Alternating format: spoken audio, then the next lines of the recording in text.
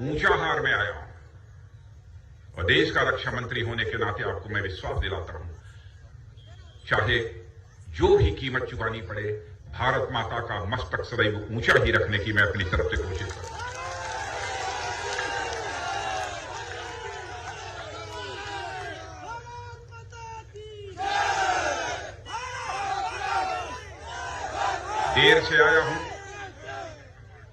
देर से आया हूं, लेकिन आपको यकीन दिलाना चाहता हूं, पूरी तरह से मैं दुरुस्त आया।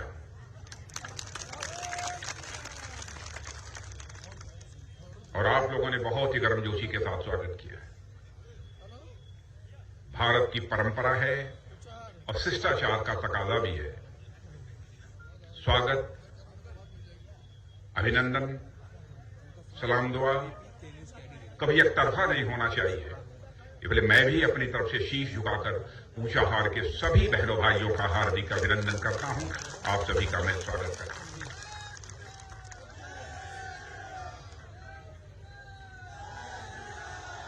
बहनों भाइयों, मैं यदि आया हूं भारतीय जनता पार्टी के प्रत्याशी अमरपाल मौर्य के लिए आया हूं। अमरपाल मौर्य को मैंने देखा नहीं था, लेकिन अमरपाल मौर्य के बारे में मैंने सुना था। और मैं कहना चाहूंगा कि अमरपाल मौर्य जैसे कार्यकर्ता पर हम सभी को नाज होना चाहिए। बहनों भाइयों, आपने देखा जिस समय अमरपाल मौर्य भाषण कर रहे थे, कितने प्रभावी तरीके से अपनी बात आप सबके सामने रख रहे थे। मुझे पूरा यकीन है यदि आपने इन्हें अपना प्रतिनिधि चुनकर उत्तर प्रदेश की विधानसभा में भेजा, तो विधानसभा के सदन में बहनों भाइयों आपकी आवाज को प्रभावी तरीके से उठाने का काम कोई करेगा तो आपका अमरपाल मौर्य करेगा।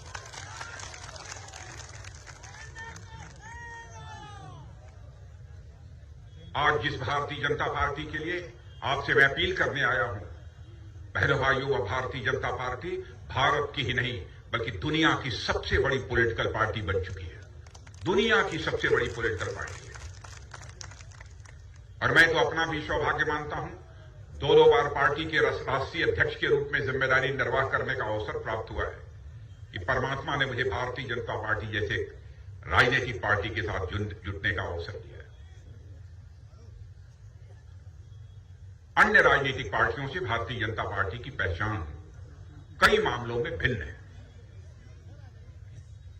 मैं जानता हूं कि आजाद भारत में नेताओं की कहने और करने में अंतर होने के कारण भारत की राजनीति और भारत के नेताओं पर से जनता का विश्वास धीरे धीरे कम होता चला गया और यह विश्वास का संकट निरंतर गहरा होता चला गया। मैं यकीनन कह सकता हूं, भारत की राजनीति में पैदा हुए इस विश्वास के संकट को किसी राजनीतिक पार्टी ने चुनौती के रूप में स्वीकार किया है, जब हमारी और आपकी पार्टी भारतीय जनता पार्टी ने स्वीकार किया। यह हम लोगों का संकल्प पहले से रहा है कि हम जो कहेंगे वह करके दिखाएंगे। बहनों भाइयों, मैं पार्टी की बात कर रहा हूं। हमारे यहां व्यक्ति के अंदर कुछ गड़बड़ी हो सकती है, लेकिन दावे के साथ मैं कहता हूं हमारी पार्टी में गड़बड़ी नहीं हो सकती है।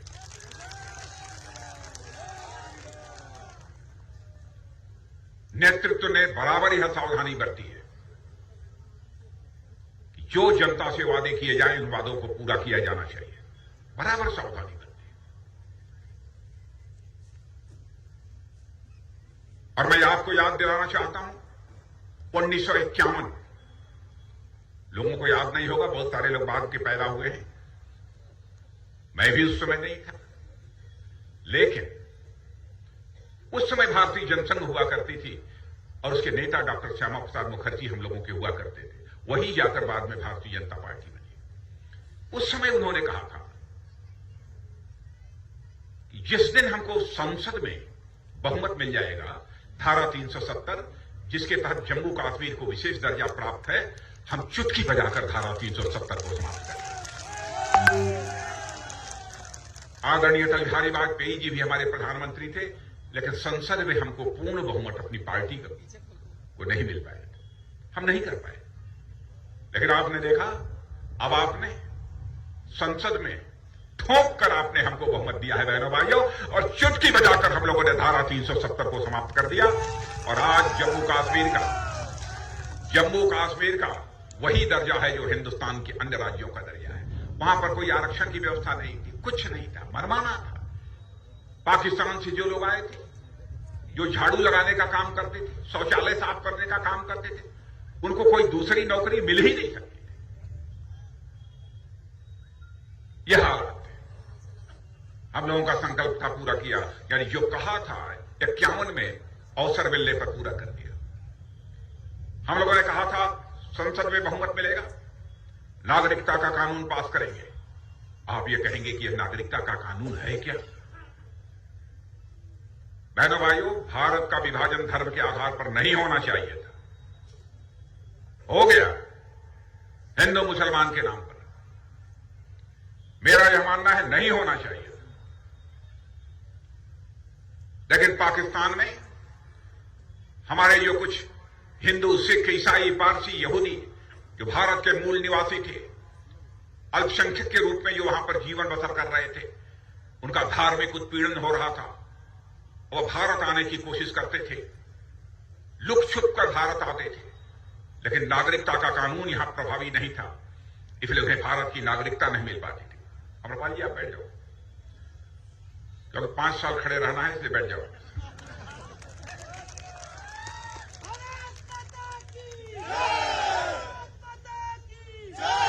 उन्हें नागरिकता नहीं मिल पाती, और हम लोगों ने वादा किया कि जिस दिन संसद में बहुमत मिलेगा हम आएंगे और नागरिकता का कानून हम भारत की संसद में पास कर देंगे।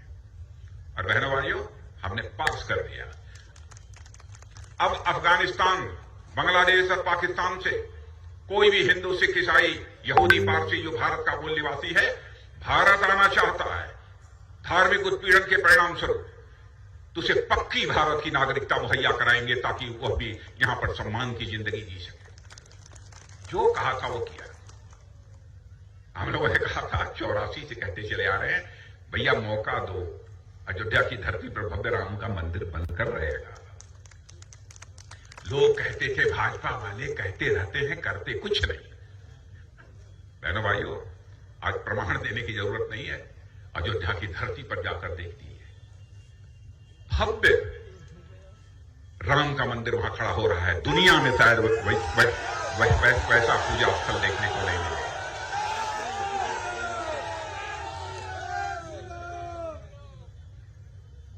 विश्वास का संकट हम भारत की राजनीति में गहरा नहीं होने देंगे। हम आपके भरोसे को तोड़ेंगे नहीं। व्यक्ति तोड़ सकता है भारतीय जनता पार्टी का, लेकिन पार्टी नहीं तोड़ेगी। आप यकीन रखना, भ्रष्टाचार की बीमारी भारत में ऐसी थी, खून की तरह भारत को खाई जा रही थी। और मैं याद दिलाना चाहता हूं आपको, एक बार राजीव गांधी हमारे भारत के प्रधानमंत्री थे। बहनों भाइयों, मैं आलोचना राजीव गांधी जी की नहीं करना। कोई भी प्रधानमंत्री हो, किसी पार्टी का, मैं सबका सम्मान करता हूं, क्योंकि मैं मानता हूं प्रधानमंत्री किसी पार्टी का नहीं होता है, वह व्यक्ति नहीं है, संस्था है। स्वस्थ लोकतांत्रिक व्यवस्था में संस्थाओं की इज्जत हम नहीं करेंगे, लोकतंत्र की सेहत भी ठीक नहीं रह पाएगी। लेकिन राजीव गांधी जी ने एक बार ईमानदारी के साथ अपनी लाचारी व्यक्त करते हुए कहा था, क्या करें, 100 पैसा नीचे से ऊपर से नीचे भेजते हैं, वहां मुश्किल लोगों की जेब में केवल 15 पैसा पहुंच पाता है, और 85 पैसा भ्रष्टाचार की भेंट चढ़ जाता है। लाचारी व्यक्ति। लेकिन आज मैं डंके की चोट पर कह सकता हूं, यदि दिल्ली से 100 पैसा चलता है प्रधानमंत्री किसान सम्मान निधि के अंतर्गत, हर 4 महीने पर 2000 रुपया चलता है, तो 2000 का 2000 रुपया आपके खाते में पहुंचता है। बहनों भाइयों, एक पैसा भी कोई मां का लाल खाने नहीं पड़ता है। जो भी सब्सिडी आपको मिलती है, सारी की सारी सब्सिडी आपके खाते में पहुंचती है। हमारा यह कहना है, भ्रष्टाचार पर भाषण देकर अंकुश नहीं लगाया जा सकता। भ्रष्टाचार पर ही अंकुश लगाना है, व्यवस्था में परिवर्तन करना होगा, सिस्टम में परिवर्तन लाना होगा, तब जाकर भ्रष्टाचार पर अंकुश लगाया जा सकता है। मुझे कभी कभी आश्चर्य होता है, यहां पर उत्तर प्रदेश में, मैं सच बताऊं कि आश्चर्य होता है, नाम रख लिया समाजवादी पार्टी, अब काम है पूंजीवादी पार्टी का। समाजवादी पार्टी, भाई समाजवादी पार्टी का तो मतलब यह होता है कि वह समाजवादी, वह समाजवाद गरीब को भूख और भय दोनों से छुटकारा दिला दे, वही समाजवादी है। और इन अर्थों में देखो बहनों भाइयों, तो कोई समाजवादी नहीं है, भारतीय जनता पार्टी अकेले समाजवादी है। हम राष्ट्रवादी भी हैं, समाजवादी भी हैं। हम गरीब के भूख भय को दूर करने वाले। भय की बात है कोई माई का लाल जो अब किसी को प्रताड़ित कर सके? सारे गुंडे बदमाश माफिया जेल की हवा खा रहे हैं। ऊंचाहार में तो बुलडोजर नहीं आया था, नहीं आया था ना? नहीं, यहां अच्छे लोग रहते हैं इसलिए नहीं आ रहा।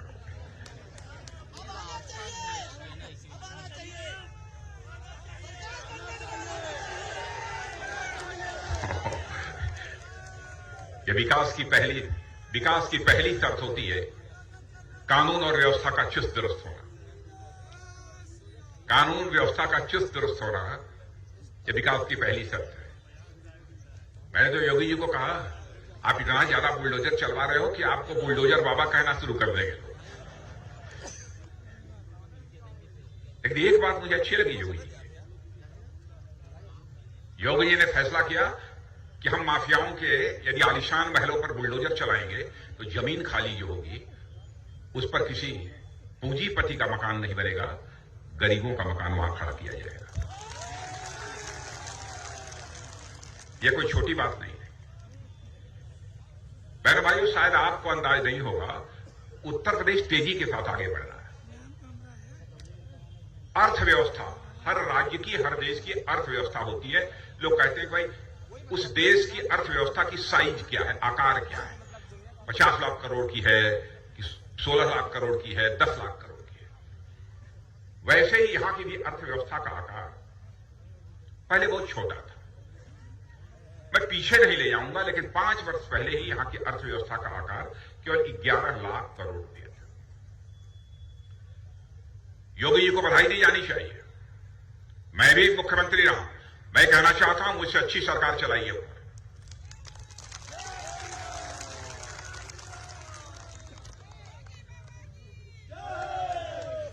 11 लाख करोड़ की उत्तर प्रदेश की अर्थव्यवस्था जो 2017 में थी, उसको बढ़ाकर 21 लाख करोड़ तक पहुंचाने का काम किया है। यह कोई छोटी बात नहीं है। मैं रक्षा मंत्री हूं। रक्षा मंत्री हूं तो रक्षा, सुरक्षा, देश की एकता, अखंडता और संप्रभुता को बनाए रखना, यही हमारी जिम्मेदारी है। और कुछ है? अब तक यह होता रहा है हमारे यहां कि टैंक, तोप, मिसाइल दुनिया के दूसरे देशों से आयात किए जाते थे, यानी इंपोर्ट किए जाते थे। हमारे प्रधानमंत्री ने भी फैसला किया, हम सब लोग बैठे, यह हुआ कि बहुत हो गया और लाखों करोड़ रुपए का, हर साल 2 साल पर लाखों करोड़ रुपए का, 1000-2000 करोड़ नहीं, लाखों करोड़ रुपए का टैंक, तोप, मिसाइल, यह सब दुनिया के दूसरे देशों से, ये नेवी माने जो जहाजें बड़ी बड़ी चलती हैं, और जहाजें तो ऐसी चलती हैं, 22 तल्ला जहाजें, और एक जहाज में तो विक्रमादित्य में तो मैं 21वें तल्ले पर उठ चुका। इतना पैसा लगता था।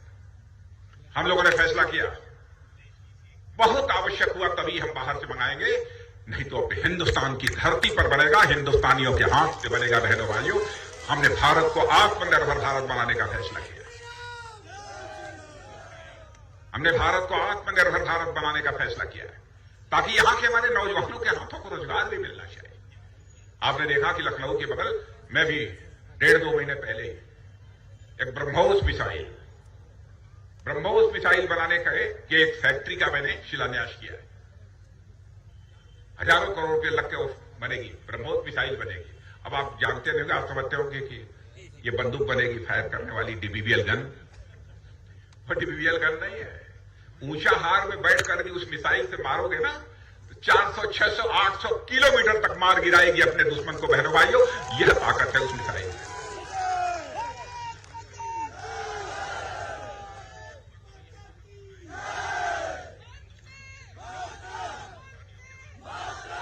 यानी उत्तर प्रदेश इतनी तेजी के साथ आगे बढ़ रहा है, उत्तर प्रदेश इतनी तेजी के साथ आगे बढ़ रहा है कि अब उत्तर प्रदेश में गोली नहीं बनेगी, अब गोला बनेगा।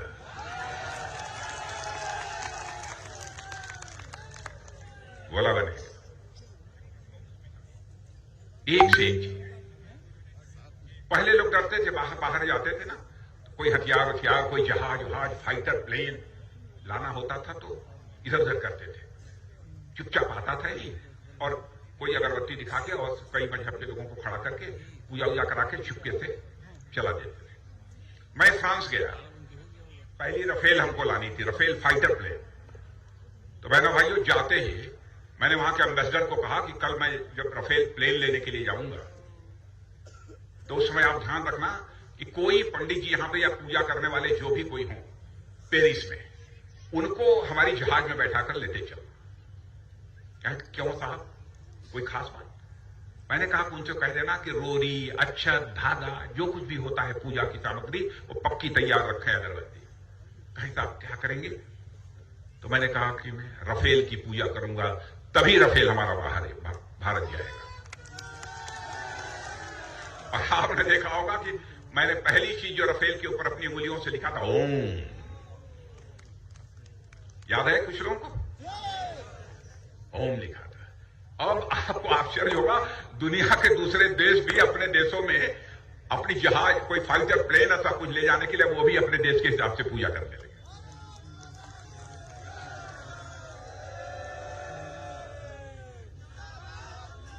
हमारा मानना है कि चाहे कोई हिंदू हो, मुसलमान हो, ईसाई हो, धार्मिक अनुष्ठान जिस भी तरीके से करना चाहता है उसका स्वागत किया जाना चाहिए, किसी का विरोध नहीं किया जाना चाहिए।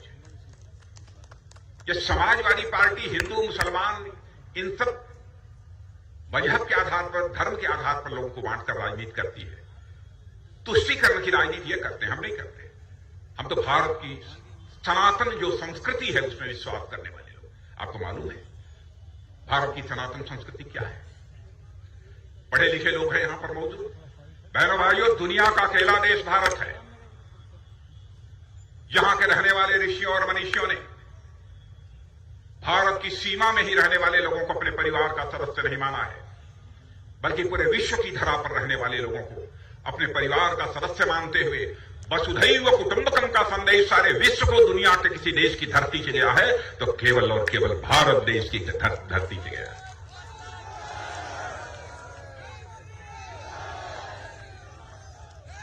पूरा विश्व ही हमारा परिवार है, पूरा विश्व ही हमारा परिवार है।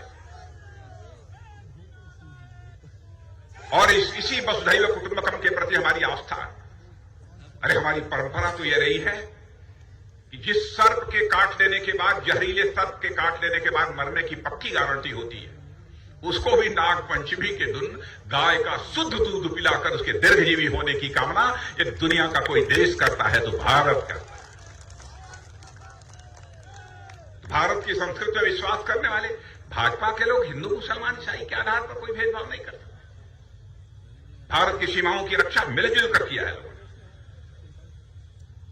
न्याय सभी को, तुष्टीकरण किसी का नहीं होना चाहिए। जो गड़बड़ करेगा, चाहे किसी भी धर्म का, किसी मजहब का क्यों न हो, हम उसको सख्त सजा देंगे, उसे माफ नहीं करेंगे। हम नहीं डरेंगे कि हमको हमारे वोट का क्या होगा, हमारी सरकार का क्या होगा, नहीं डरेंगे। हम लोग जब कुछ मंदिर, राम मंदिर बनवा रहे थे तो लोगों ने कहा ये भाजपा वाले कोई मंदिर बनवाते हैं।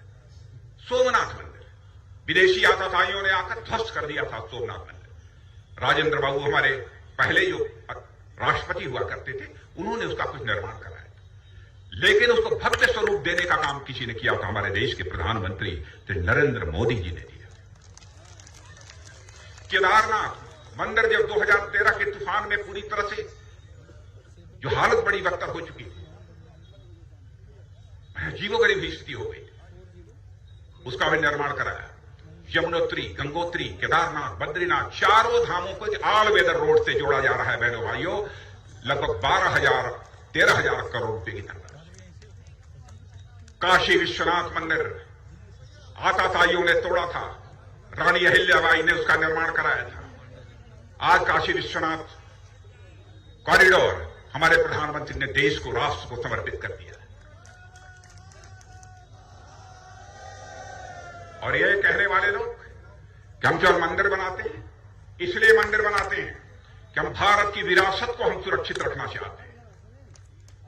जो अपनी विरासत से कट जाता है, जो अपनी विरासत से कट जाता है बहनों भाइयों, उसकी हालत कटी पतंग की तरह हो जाती है, उसका कहीं कोई ठिकाना नहीं रहता।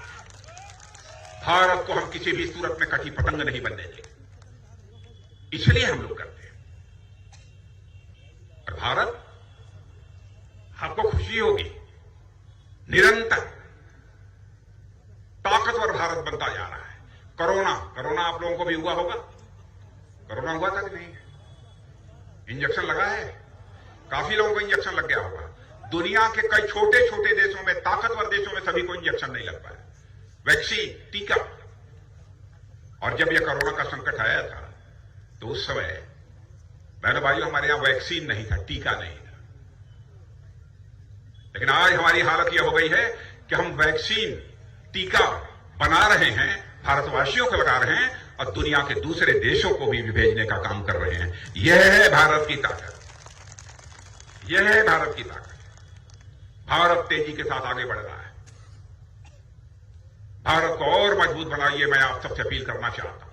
व्यक्तिगत भेदभाव हो सकता है, किसी को किसी से लेकर कोई नाराजगी हो सकती है, लेकिन वोट जो पड़ना चाहिए वह राष्ट्र के नाम पर पड़ना चाहिए, देश के नाम पर पड़ना चाहिए।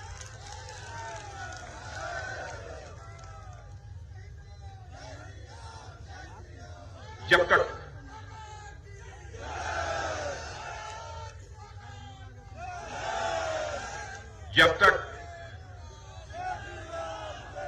तक उत्तर प्रदेश नहीं बनेगा, तब तक हमारा नए भारत बनाने का स्वप्न भी साकार नहीं हो सकता। अब समाजवादी पार्टी के पास लाल पोटली का सहारा बचा है। आगे देखना मत, उधर है उसमें कुछ गड़बड़। बहनों भाइयों, डूबते हुए को तिनके का सहारा समाजवादी पार्टी को पोटली का सहारा है, कुछ नहीं बचा। क्या किया है इन लोगों ने अपने शासनकाल में? गुंडे बदमाशों के हौसले बुलंद होते थे, भ्रष्टाचार चरम पर था। कोई मां का लाल उंगली उठाकर कह दे, हम लोगों ने भी सरकार चलाई है, केंद्र में भी आदरणीय अटल बिहारी वाजपेयी जी थी, मोदी चला रहे हैं, योगी ने चलाई थी। कोई मां का लाल उंगली उठाकर कह दे कि हमारी सरकारों के दामन के ऊपर कोई भ्रष्टाचार की दाग लगी हुई है।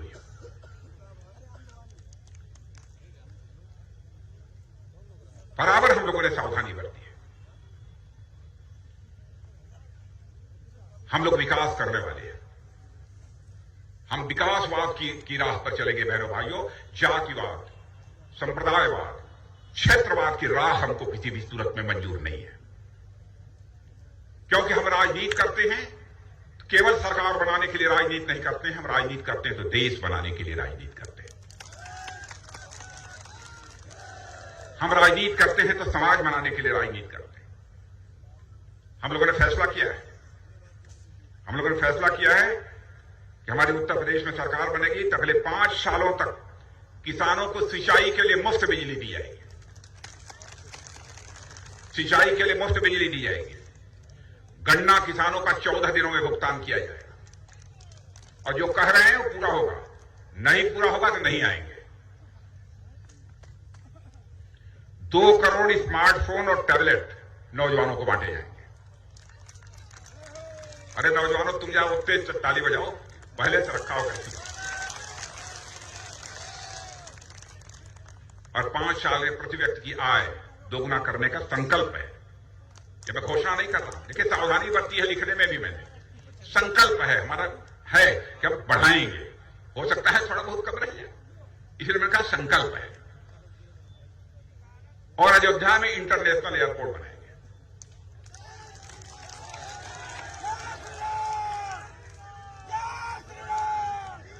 और हर गरीब को बिना पैसे के मुफ्त बिजली मुहैया करें। चलेगा? दौड़ेगा ना? क्यों बहनों, दौड़ेगा कि चलेगा? है पीछे भी।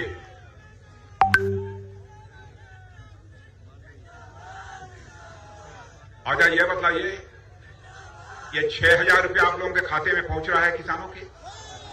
ओके। आप लोगों के पास आयुष्मान भारत कार्ड कुछ लोगों के पास है कि नहीं? सबके पास नहीं होगा, कुछ है। आयुष्मान भारत कार्ड वाले सुन लें, आप अपना इलाज यदि कराना चाहो, केवल ऊंचा रायबरेली में नहीं है, आप मुंबई चले गए, कलकत्ता चले गए, चेन्नई चले गए और आपकी तबीयत खराब हो गई और आयुष्मान भारत कार्ड है तो 5 लाख रुपए तक का आपका मुफ्त इलाज होगा। यह है आयुष्मान भारत कार्ड। अच्छा यह बताइए कि यह मुफ्त राशन मिल रहा है गरीबों को कि नहीं? मजा आ रहा है ना? अरे गुरु, मैंने देखा है कि आप लोग बेचते भी है कुछ उसमें।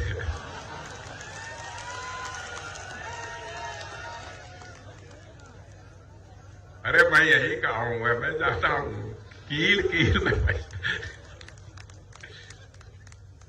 करते हैं। आवास मिला है कुछ लोगों को, पक्का मकान वगैरह के नहीं मिला है?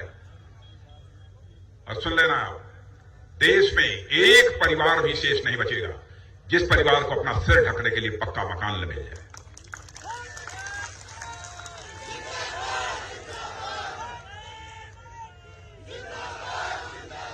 यही माताएं बहनें खाना बनाने के लिए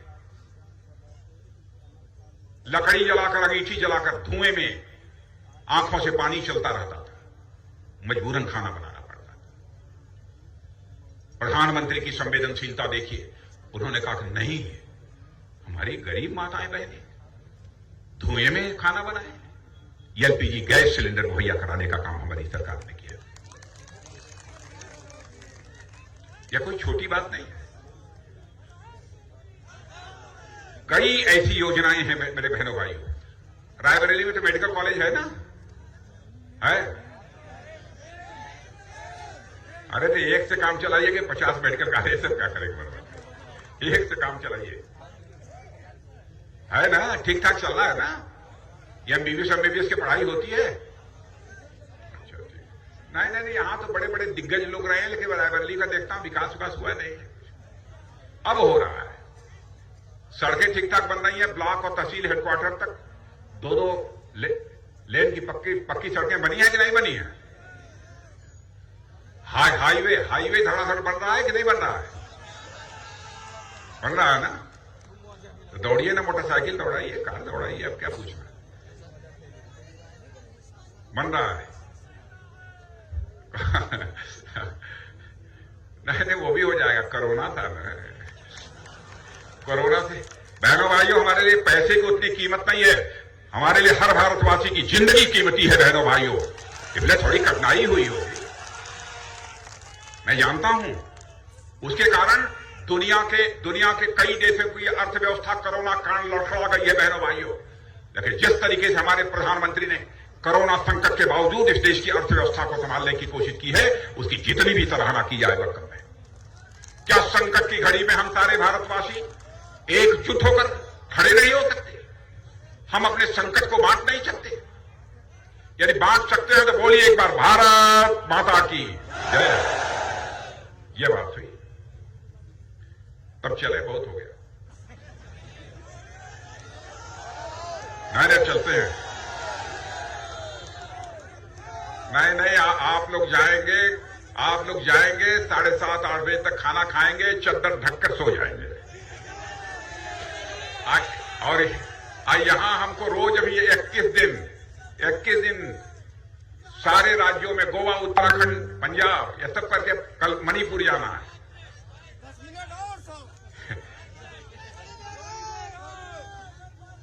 नहीं, चलने दें। अच्छा ये बताइए, विकास तो यहां जब हो रहा है, विकास योगासन ठीक ठाक कर रहा है? जब होगा कानून का शासन, विकास करेगा योगासन। जब भी होगा कानून का शासन, विकास करेगा योगासन। जानते हैं योगासन कितने होते हैं? ए भैया, आपका चेहरा चमक रहा है, जरा बताइए योगासन कितने होते हैं? बोलो, कितने होते हैं? कहा हो पत्रकार लोग, कितने होते हैं योगासन? बाबा रामदेव है आपके पास? अरे बाबा रामदेव होंगे, बाबा रामदेव तो हैं, बहुत बड़ा काम किया बाबा ने। लेकिन योगासन उच्चाहार के लोग नहीं मालूम कितने होते हैं? नहीं, 84 होते हैं, 84 होते हैं। तो हमारे यहां तो उत्तर प्रदेश में विकास 83 योगासन कर रहा है। हमारी विकास 83 योगासन कर रहा है। एक योगासन हम लोगों ने छोड़ दिया है। वह योगासन जो छोड़ दिया है वो हम लोगों ने कहा शीर्षासन या विरोध पक्ष के लिए छोड़ दो।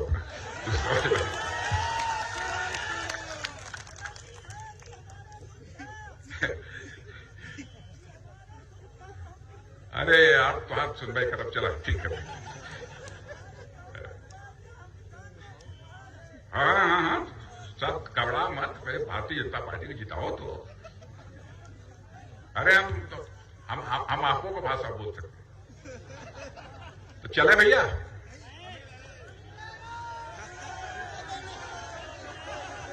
नहीं चलेंगे, अरे बहुत देर हो गई, नहीं चलते। लेकिन एक बात आप लोग को याद दिला दें। जानते हैं राहुल गांधी ने क्या कहा था? सब इधर संसद में आप लोगों ने सुना था। उन्होंने कहा कि भारत और चीन के बीच जब लड़ाई हुई थी तो चीन के जवान 3-4 मरे थे और भारत के सेना के जवान 20 मरे थे। कहा था कि नहीं कहा था? लेकिन बहनों भाइयों, देश के रक्षा मंत्री होने के नाते जो कुछ है वो तो मैं खुलकर नहीं बोलूंगा, यहां बोलना भी नहीं चाहिए।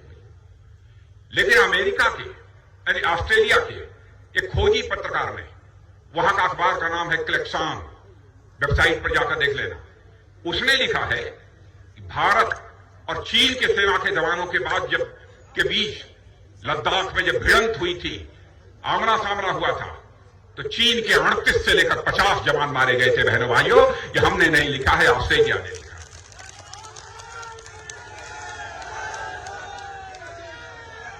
लेकिन यह विडंबना है कि कांग्रेस के नेता राहुल गांधी हमारे देश की सेना के जवानों के शौर्य, पराक्रम और साहस पर वो सवालिया निशान लगाने की कोशिश कर रहे हैं। मेरे भाइयों, इसलिए मैं कहना चाहता हूं, आपका भरपूर समर्थन। कहां है अमरपाल मौर्य? देखिए, अमरपाल मौर्य लंबे उम्बे भी हैं, शहरी बदल के हैं। वैसे मुझे लगता है कि एक्सरसाइज वगैरह करके ठीक ठाक बनाया है इन्होंने। मैं समझ गया, योग में मास्टर डिग्री है। अब बताइए, योग में मास्टर डिग्री है, जिनको दिन रात खटाएंगे तब भी खटते रहेंगे। नहीं, शीर्षासन तो विपक्ष के लिए। तब इनको जिता देंगे तो एक बार हाथ उठाकर सभी लोग ताली बजा दीजिए तो मैं मान लूंगी। बहुत बहुत धन्यवाद। बोलिए भारत माता की।